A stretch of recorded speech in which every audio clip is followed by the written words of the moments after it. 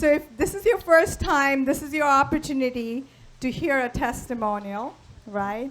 And we're going to discuss the journey that he's gone through very shortly. Tony's right here. So that's what we'll be discussing, and hopefully his journey inspires all of us. And we have Dr. Sanchez is already here too, our speaker. Thank you. Good to have you. I'm going to pass on. Thank you very much, Asha. Thank you all so much for coming on this hotter than we expected day. So I just told Dr. Stanchik that we're the warm-up act for her, because she's very special. And we are so fortunate, to have a special person with us today, Toni. And Toni, we're going to find out a little bit about his journey, because it kind of directly connects to the experience that Dr. Stanchik has had in her life. Okay. So, let me introduce all of us to you. So I am Dr. Ron Weiss. I am an internist. I'm a lifestyle medicine doctor, plant-based doctor. We have a primary care practice here, regular old-fashioned primary care practice. And you're seeing important people of that practice here in front of you.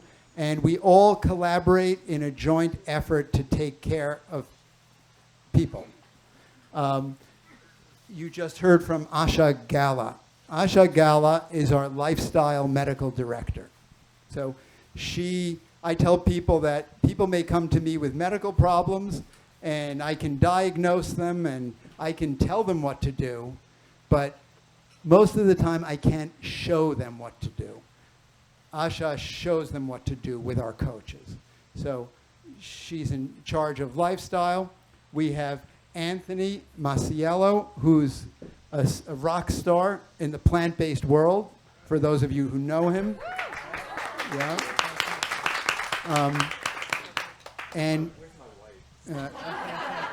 Anthony, I'll tell her later. Tell her, please. Oh, happy birthday, Anthony.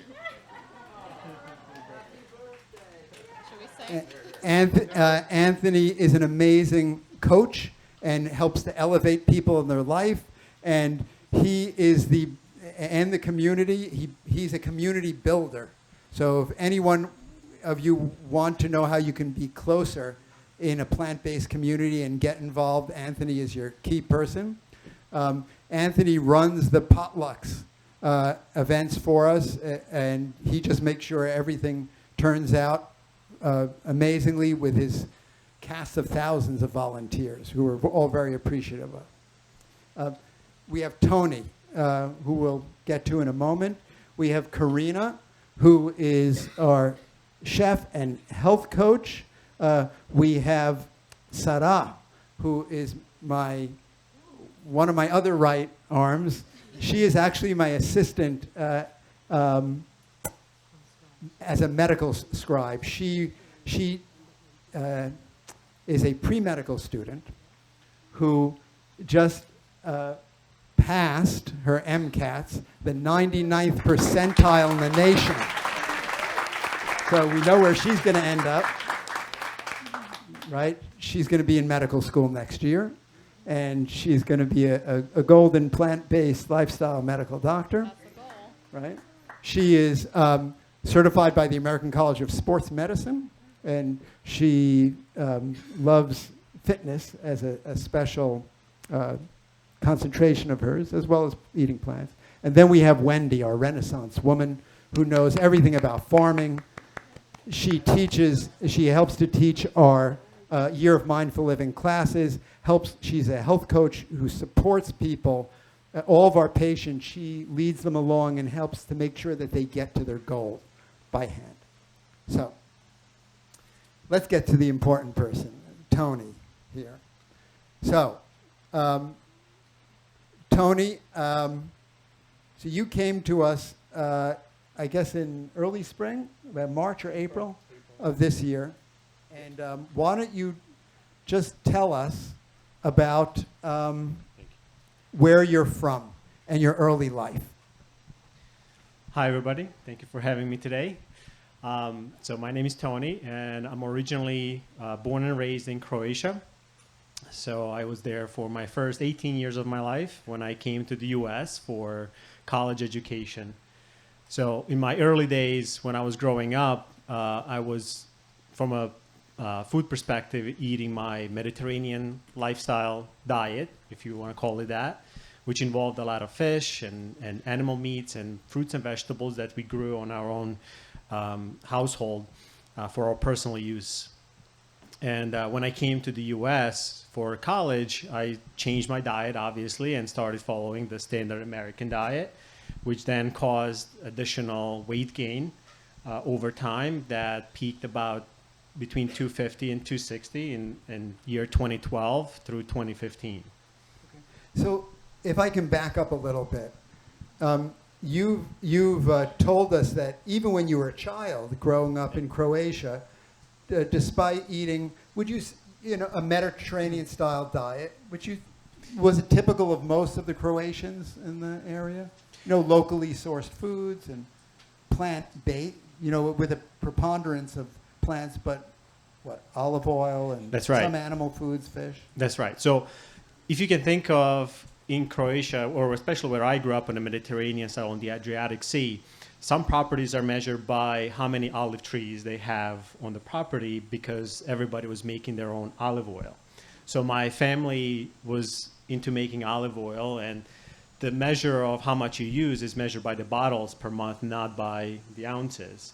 So olive oil was very prevalent and still is to this day of the diet that we had, along with the homegrown animal products. So, it sounds like a very natural diet.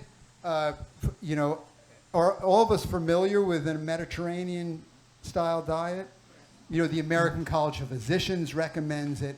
Most of the medical authorities in America recommend we eat a Mediterranean-style diet.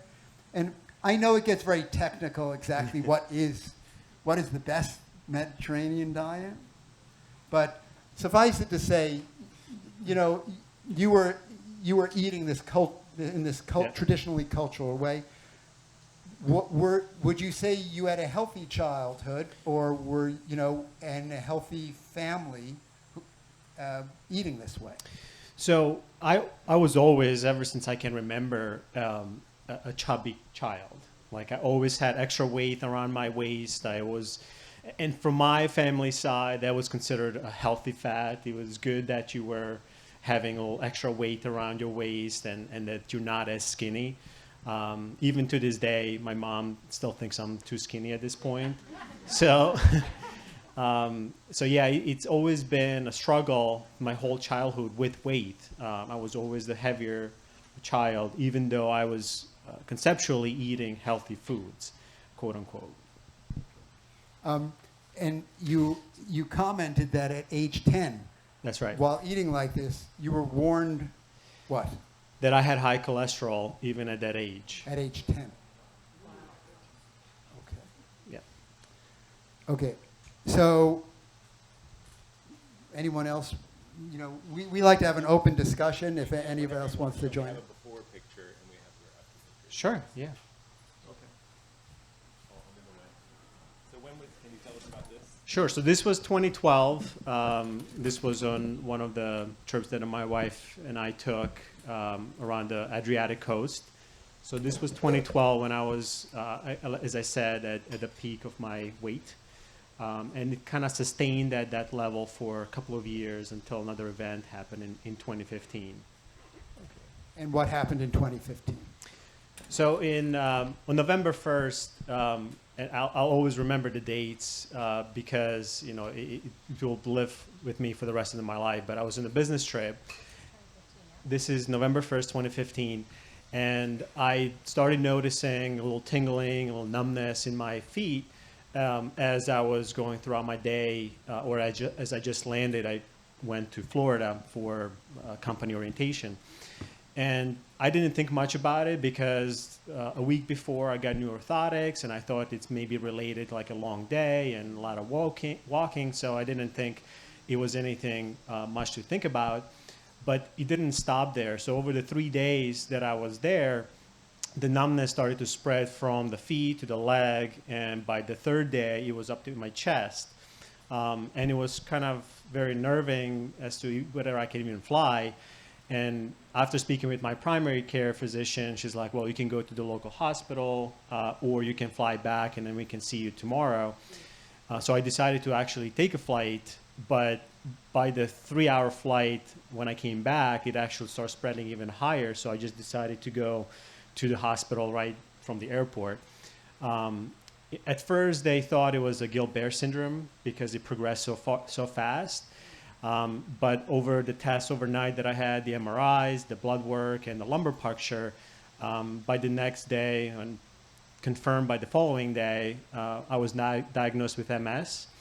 And so that's where my journey started, and a lifestyle shift from food, from thoughts perspective, because it's something that I'll never forget, the feelings of the numbness spreading from the bottom of my feet for the next couple of months into my fingers, where I couldn't even lift a bowl or write or even type on a computer.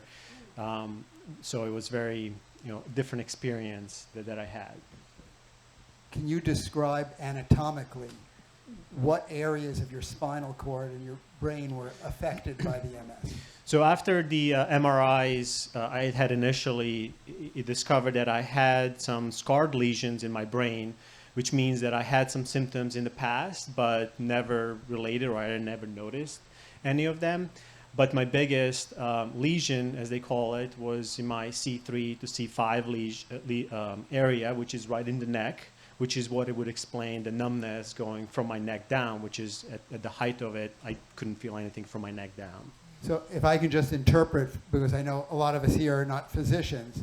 So multiple sclerosis is an autoimmune disease where your immune system turns on itself and starts to attack the insulation of the nerves. Nerves are like electrical wires that are incorporated in the brain and go down to our central nervous system through our spinal cord and out through our limbs and make us move and make us function. And they all require insulation, just like an electrical wire does, or else it doesn't work. And in this autoimmune disease of multiple sclerosis, the insulation is attacked and destroyed. And when that happens, electrical conduction cannot occur in the nerve. So just to put it in perspective for Toni, an entire segment of about this large of his spinal cord in the neck, which, if it was interrupted, would cut off supply to the rest of his body, was affected. That's correct. So in effect, it was nothing wrong musculatory with my body. It was just that I couldn't feel when I walk. I couldn't feel when I grab something. It was all nerves, in the body, and not something that's wrong from a muscle perspective. So maybe you can tell us about the early stages of your treatment and what happened to you. Yeah. So when I went to the hospital that night, November 3rd, they started treating me with steroids as the first step to treat an autoimmune disease.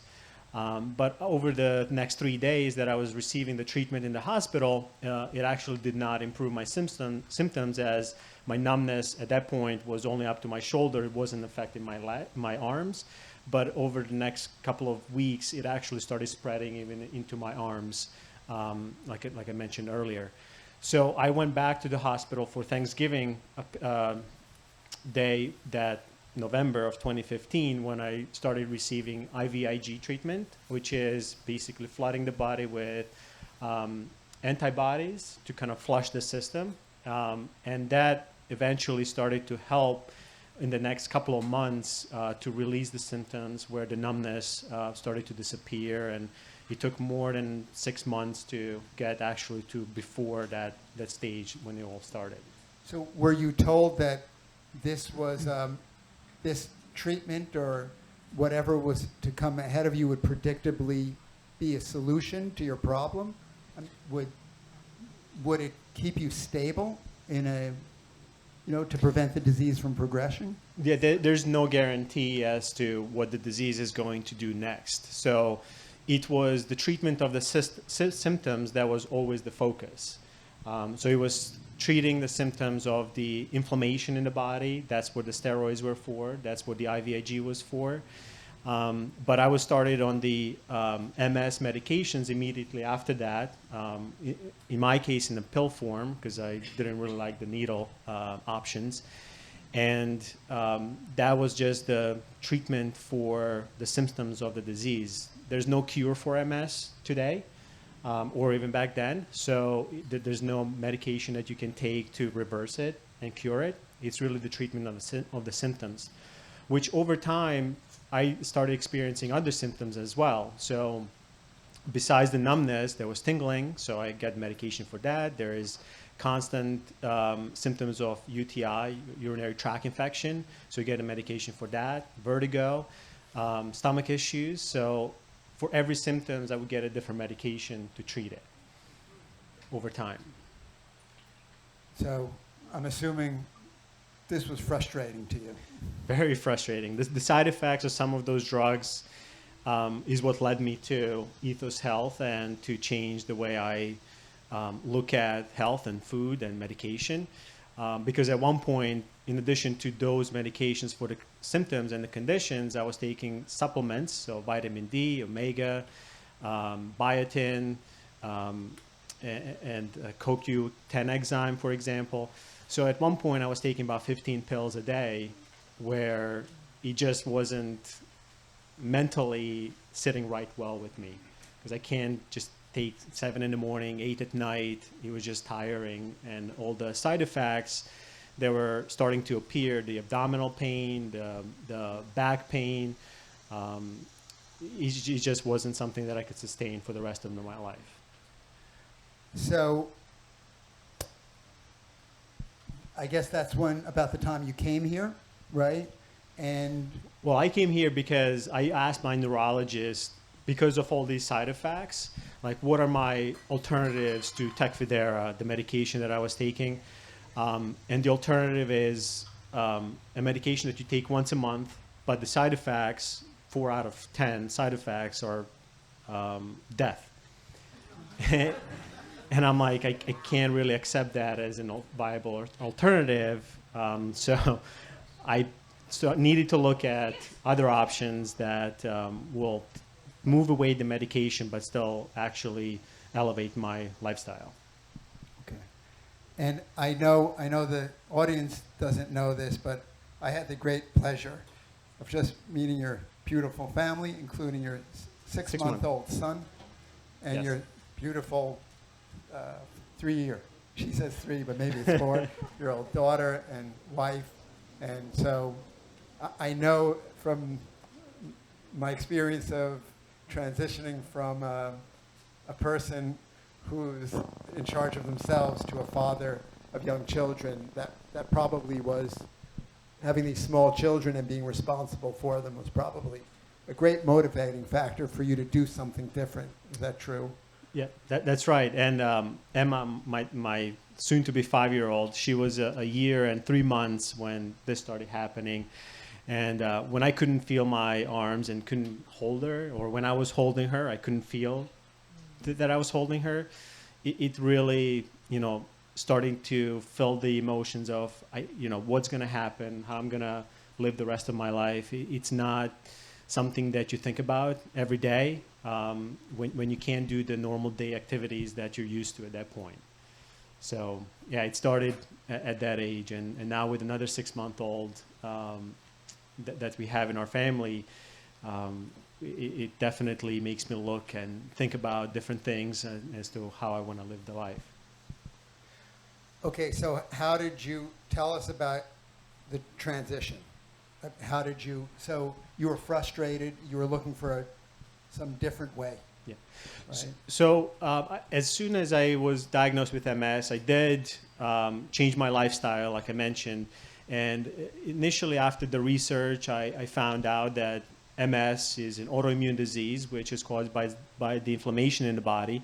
So I started to look at, well, what is causing inflammation in the body from environmental or food perspective. And I found that animal products and dairy products were one of those things that actually cause the inflammation and doesn't help relieve it. So that's when I made a change to start eating a vegan diet in November or January 2016.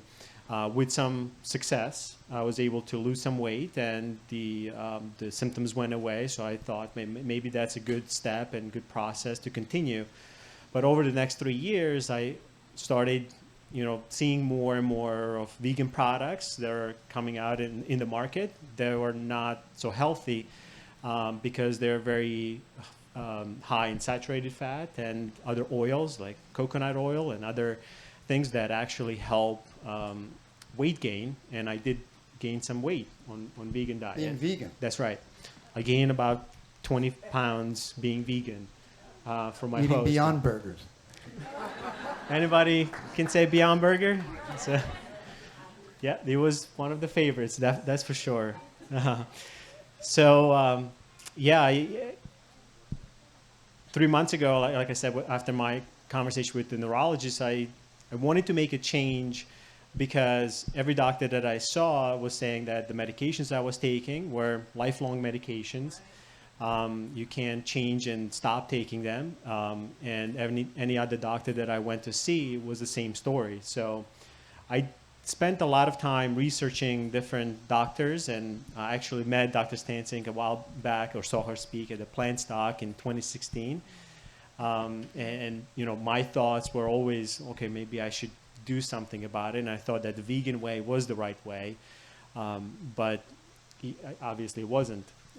So I wanted to change from a primary care physician to a team like this is, that is taking not just the symptoms, but also the whole lifestyle into account when talking about the treatments, which drew me to Ethos Health. And in April, when I signed up for a year of mindful living and starting eating whole food plant-based diet.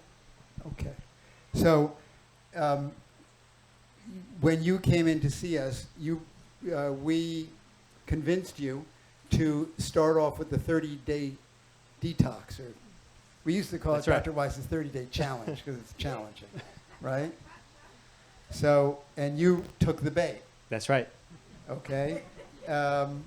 And for those who are maybe need a little bit of a further explanation, it's we find it useful for many different kinds of patients in different situations. In Toni's situation, we find this particular eating plan very useful for people who have serious medical issues, who are requiring a rapid turnaround. And we wanted a rapid turnaround for you because we wanted to stop this medicine, right, that you had been told you had to take forever. And we didn't want to pussyfoot around because we knew that if you came off the medicine and if your immune system was not controlled, you could suffer dire consequences. So Toni started the 30-day detox eating plan, and suffice it to say, it consists of, in its simplified format, enormous amounts of dark, leafy, cruciferous greens, a very few starches, which you can eat as much of as you want, darkly colored berries and fruits, water, and flaxseed, and that's it, right? Go. Tell us what your feeling was, and I'm going to did Wendy help you accomplish this? Yes. So Wendy was my life coach for the 30-day detox. And we had a number of conversations on that 4-week journey of how to get through 16 ounces of leafy greens. And Raw, 100% raw. And taking my inflammation spices, so taking the curcumin and ginger and cloves, and pepper, And one thing that always stuck with me that Wendy said early on is I was struggling to eat the spices. She said, well, you can think of the spices as your medication and not as something that you think as a burden.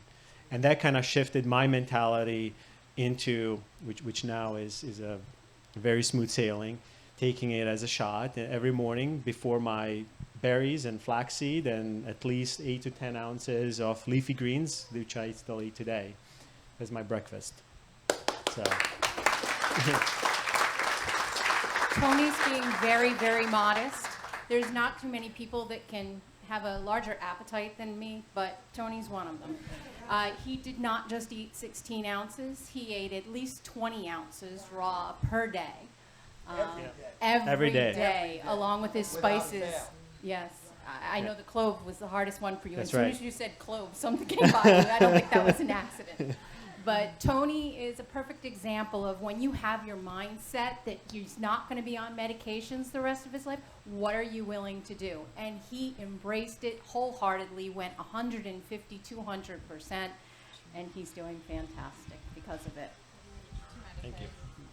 I just want to say really quickly, I also, just adding on to Wendy's point about how dedicated you were and how set your mindset was, I remember during your halfway check-in, we did, a telemedicine call, and you were talking about a camping trip you went on, and you were saying how, I just used my greens and I wrapped up the sweet potatoes and the quinoa in it, and it's fantastic, and I'm doing my runs, and it's great, and he was just so nonchalant about it. And I was like, most patients at this point are like, oh my God, it's so boring. When is this going to be over?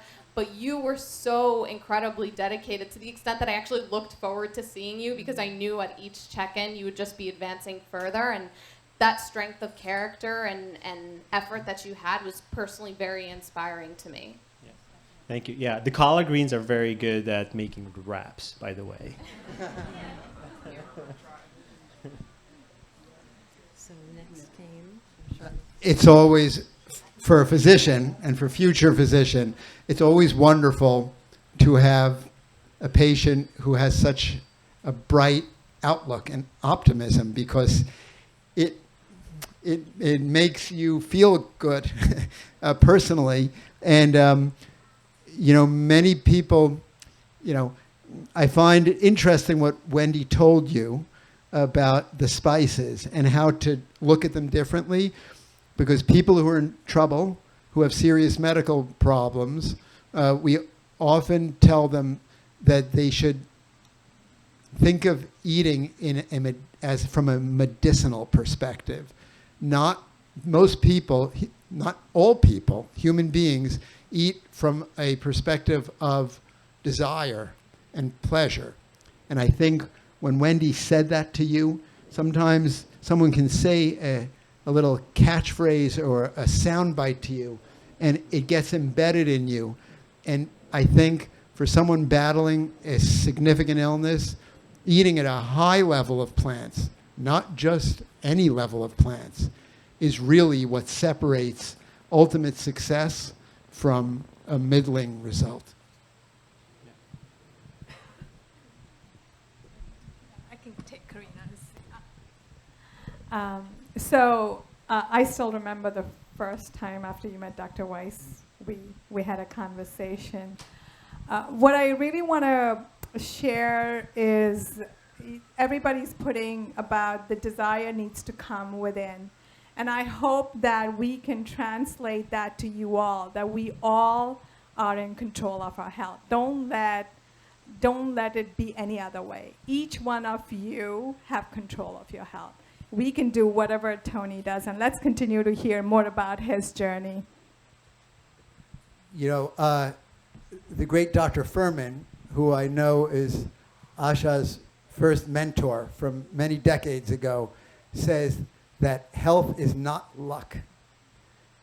It's not bad luck, and it's not good luck. It is self-determined, right? And to make sure that you have control of it and keep it and have it self-determined, you have to live at a high level.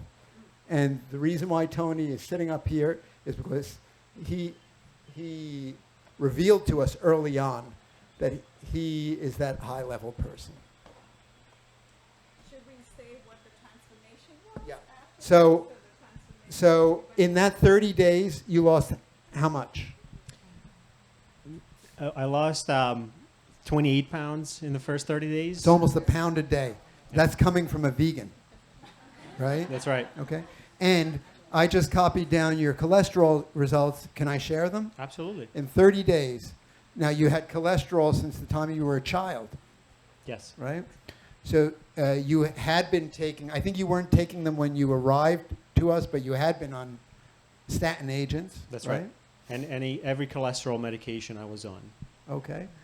Your total cholesterol was 259 when you came to us. 30 days later, you were 154, 105 points down. Okay. So for those of you who, are not exactly familiar with that, the federal government says that under 200 is normal. But whole food plant-based eaters, our neighborhood, we like to be like 150 or so. If you can go lower than that, that's even better. Okay? So you were 259. And believe it or not, most of the people who come to us, even if they're plant-based eaters, they're I would say 80% of the time, the total cholesterols are over 200. They're not normal even according to federal guidelines. So, but it's that bad cholesterol, the LDL. That's the component that helps to deposit junk under the lining of your arteries. How many of you are here for Dr. Esselstyn? Right? So that molecule deposits corrupted fat underneath your artery lining, the endothelium, and then it causes a lot of problems. Yours was 172 when you came in, and normal, according to federal standards, is under 100. In 30 days, it fell to 94. So that would be equivalent to, I'm not even so sure that maybe the highest doses of statin agents could do that. No, when I was taking cholesterol medication, I was never below 160 in my whole time that I was taking medication. Okay. And another amazing thing, but not the most amazing thing, which is I'm going to share with you last, is that your triglycerides fell. Does anyone know what triglycerides are? Triglycerides is not exactly a type of cholesterol, but it can be related to cholesterol, and your liver can make cholesterol out of it. And we now understand that if you have elevated triglycerides, that too is a dangerous risk to get cardiovascular events, just like having elevated bad cholesterol is. And it is often a precursor and predictor of poor sugar controls and pre-diabetes, and yours was high. It was 250. Normal is less than 150, 107 after 30 days. But the most amazing thing was, does anyone know what oxidized cholesterol is? So out of all the different kinds of cholesterols there are, the most horrific kind of bad cholesterol is called oxidized cholesterol. It is extremely damaged. And when the bad LDL cholesterol is damaged or radicalized, it more than any kind of other bad cholesterol, it tends to glom on and dig in to that endothelial surface on your arteries, get in there and cause a lot of damage. Yours was one of the highest ones we've ever seen. We've had people with much higher total cholesterols and much higher LDLs not have as much bad, oxidized, radicalized LDL. So to put it in perspective, normal is under 60. And when I say normal range, that is in, the standard American diet, cheeseburger eating, steak eating, cheese eating American public. Yours was 100. In 30 days, it was 43. Yeah.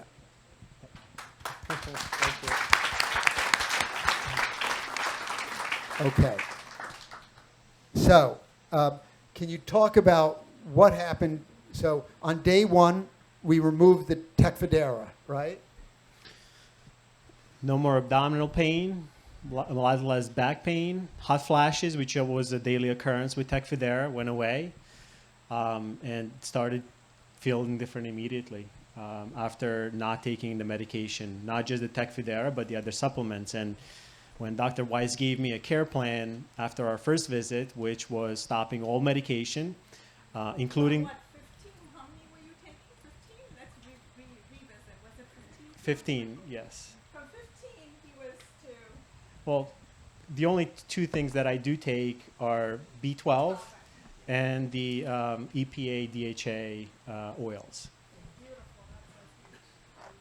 When sunshine is recommended as your prescription for vitamin D is when I said, I think I found the right doctor for me, because no other doctor that I was seeing would ever prescribe a non-pill form to cure something or to treat something. So now Sarah and I were having a very interesting conversation with a patient yesterday in the room who was a plant-based eater who goes every year to the dermatologist to have a skin survey, has never had any lesions of concern identified or scraped off, but the dermatologist said what? Which every dermatologist generally says.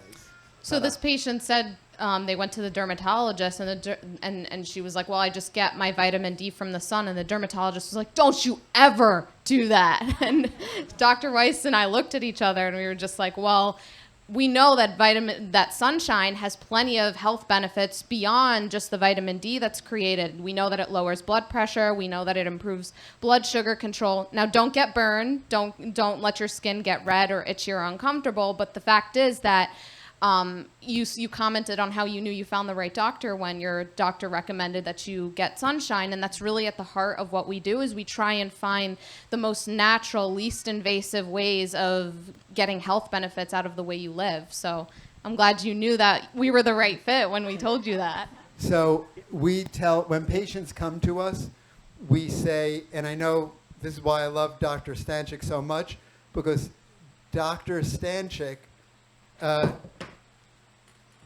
opened the first lifestyle medical practice in America. Is that correct? The first one. Maybe we were like 21st. Maybe the first on a farm, but not the first lifestyle. First on the farm in America, but not, she was the first, and that's why I want to hear from her. So people say, what is lifestyle medicine? And she'll tell us more about it. But it basically attends to the living pursuits of what human beings do and what they should attend to and what they should be concerned with. And this, when we attend to these things, this is why we say that health is not just luck. It's not random. You're paying attention in a mindful way to what is responsible for making us healthy. And that is, number one, the food we eat. May I talk to that about how? Yes, please. Did you have anything to say? No, go ahead. Oh, okay. So Anthony, after working with Wendy, came to me for the next 8 weeks. And, you know, it begs the question, why is it so difficult for people to make the lifestyle changes of what we eat, what we drink, how we sleep, how we move, how we handle stress? What is it about our culture that makes it so different that we have to go to a special place to get well? So Anthony looked at that with great courage, and we've already heard the word dedication. So I just wanted to point out some things that I've noticed and I've seen and I've worked through with him in the past 8 weeks. So Anthony, again, very, very dedicated, mind on the goal. Sunshine, running. Every 2 weeks I'm lucky enough to check in with him, as you said. It's a big bolt of joy to check in with Toni. But he lets me know that he is running at least 1 mile every day, usually 5 or more every day, 5 to 10 every day, right? That's right. And then a long run on the weekend. Did I get that right? That's right. So I said, wow, that's great, but how are you feeling? And he said, you know what? I have faster muscle recovery, and then I play soccer on Sunday. How many hours? Like an hour sometimes? Like 2 hours. 2 hours. And I said, well, how do you feel after that? And he said, I used to have to ice for a really long time and drink a lot of water, but I'm managing my water, the expiration of the water from my body better, and I have no physical issues. I just do a tiny bit of icing. So that's a long run on Saturday in the sun, right? The heat for the past several weeks has been incredible. And he's saying, this is how I'm doing. But one of his greatest accomplishments, I would say, is his garden. So Toni has an unbelievable garden. He loves to eat. I love to eat. It was really critical for him to launch into a new way of eating that was sustainable. So he reached first for his garden. And what we like to tell people is, and this hopefully will apply to more people than just those of us up on the stage today, but if you're looking to make changes, take a look at what you're already eating that is plant-based and see what you can remove. Can you remove the oil? That's difficult, right?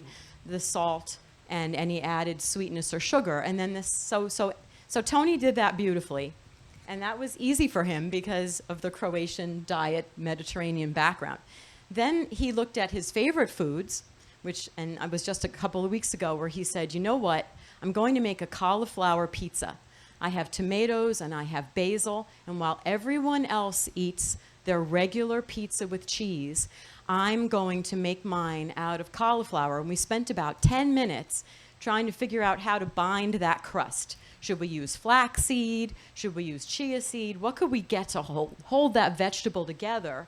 And then we talked about all the abundance, and he brought up all the incredible things he could pull from his garden to put on top of that pizza.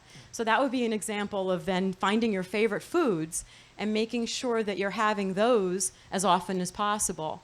And then another way to do it, which he's also doing, is he's trying a new recipe every week. So if every week you can reach out, sometimes we both Google something, and we'll look up something that we're both interested in, and we'll see how he can make that. But he's just been incredible, applying all three of those, and then a much higher level dedication, the likes of which we don't always see, but in this case, we're really, really grateful and happy for. So it's a pleasure to work with Toni. Great. Thanks, Karina. Just one thing I would add from my start of the journey is I never realized how good anything raw, including raw zucchini, raw beets, or any other vegetable would taste like. Because it was always brought up that zucchinis and some of the root vegetables you have to cook, and that's the only way to make it.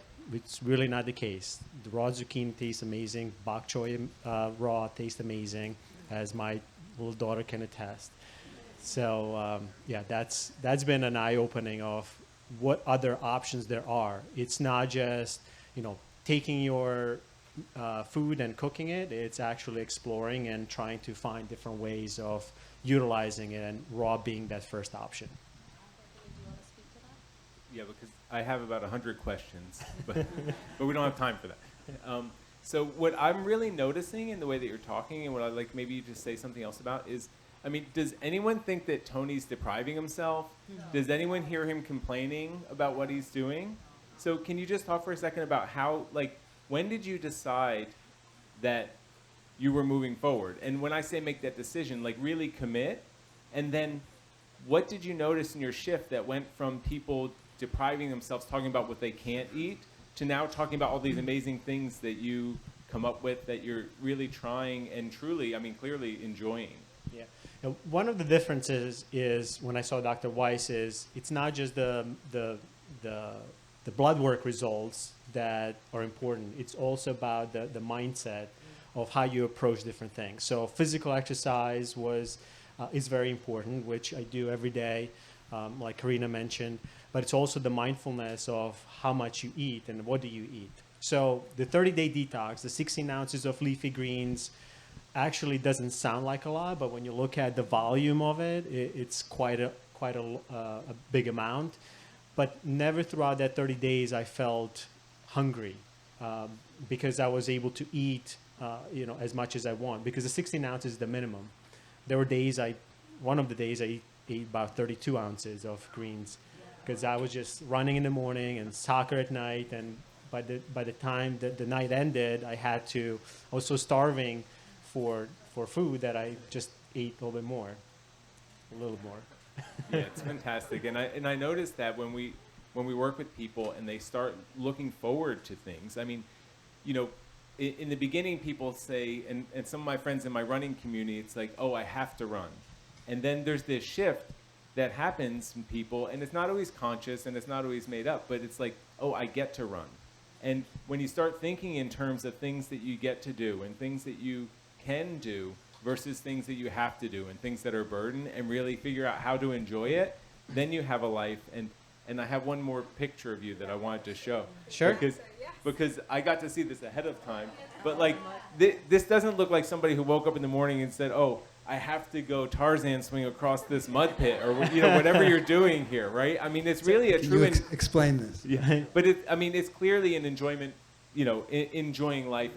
And for me and for so many others in our wonderful community, we get that. But for new people starting out, it's often hard to see that because they look for the things that they can no longer do. And then it becomes really overwhelming when they think, oh, forever? I have to do this forever?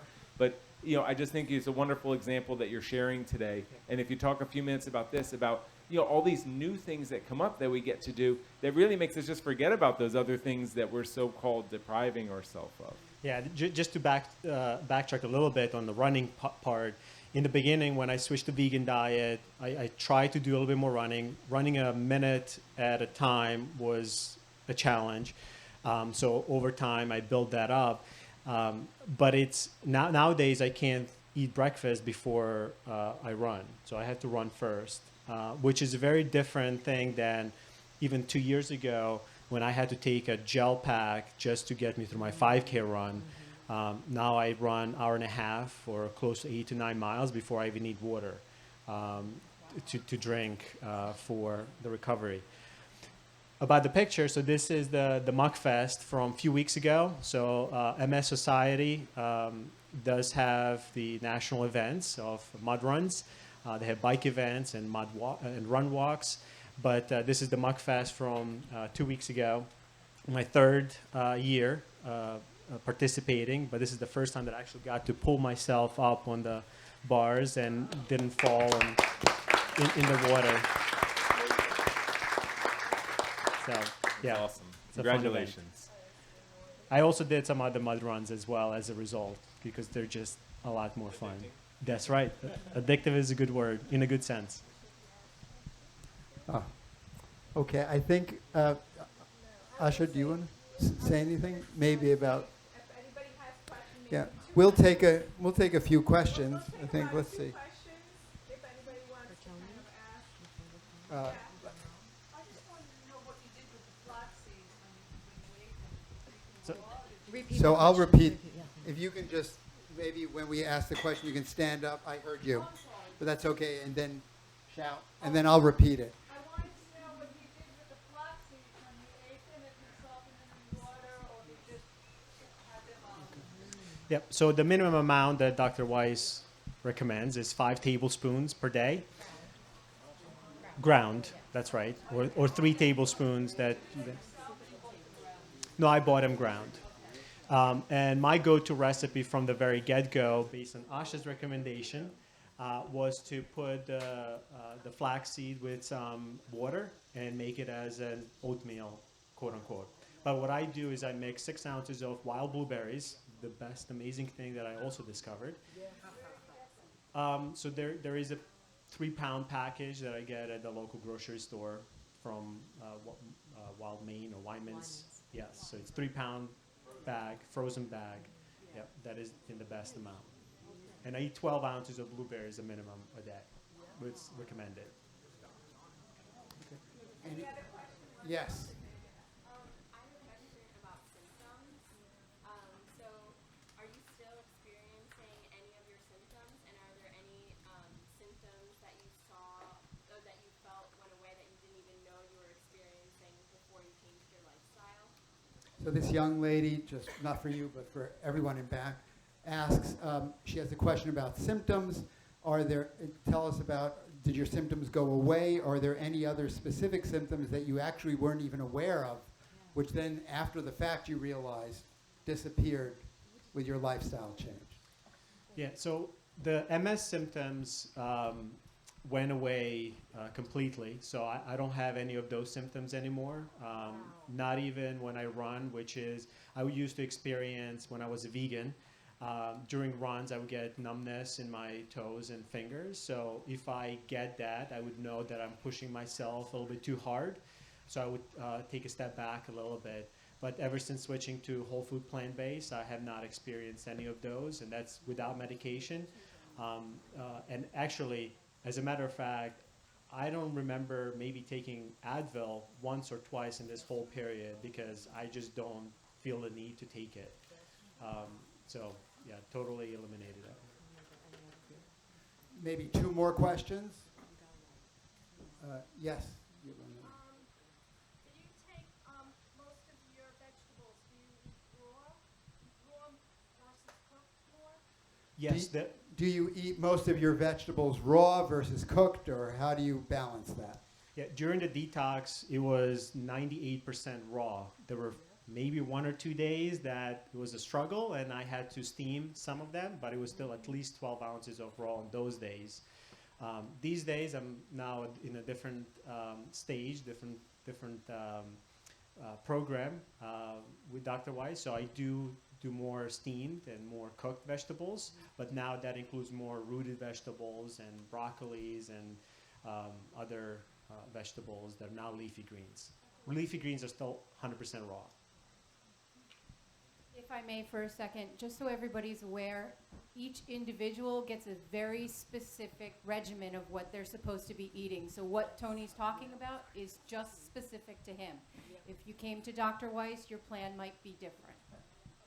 I also just wanted to make one more comment about raw versus cooked. A whole food plant-based diet isn't exclusively raw or exclusively cooked. There are benefits to both raw and cooked. For example, we know that raw greens are extremely nutrient dense and that cooking takes away some of the nutritiousness. But tomatoes, for example, have anti-cancer agents that become more and more potent as you cook them. So we just advocate for plants across the board, and I think that's been Tony's experience as well.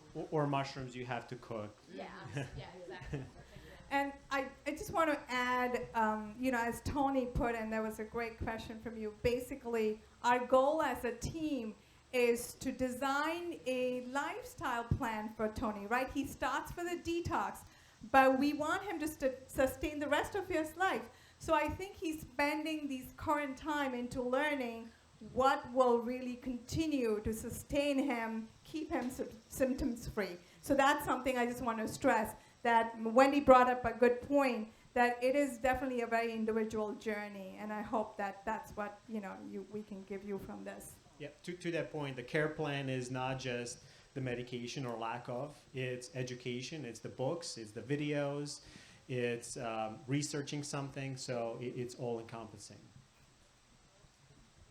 One more question? Yes, young Is lady. the whole family following your lead in this new lifestyle? Is the whole family, what do you do with the family? You can't divorce them now, can you? It's too late. Is the family here? Can we just see how beautiful you are, please?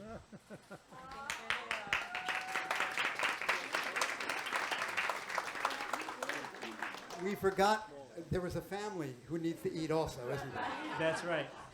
Yes, so very good question, and the short answer is not exactly to what I eat, but they do follow the whole food plant-based as much as they can. My daughter loves super greens, as we call it these days, and she's very proud to show it off. We pick it from our garden, so it's been very encouraging to see her, the way when I started to make the change, that she's wanting to eat more leafy greens and more vegetables. But yeah, we try to do as much as vegan diet for them as we can, eliminating any junk food. I also have noticed, first of all, thank you for that experience, and I've also noticed that one big barrier for people when they're trying to go on a plant-based diet is what to do about family and friends and their community. because that presents itself as a huge barrier. Like, oh, if I'm eating this way and my family's eating something separate, I can't make 2 different meals, or everyone in my community is calling me crazy or saying that I've lost too much weight. I know you said that you experienced that too, with people saying that you're too thin now.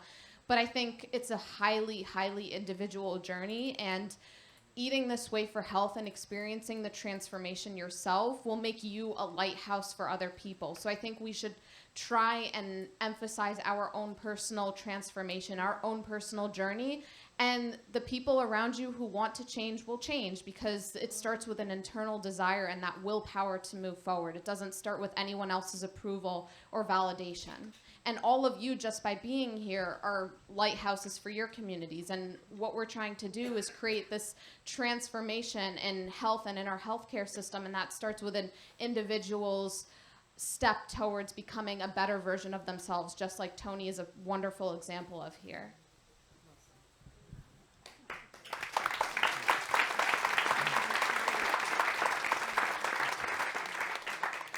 So I think we should get on with the show. Thank you so much, Toni.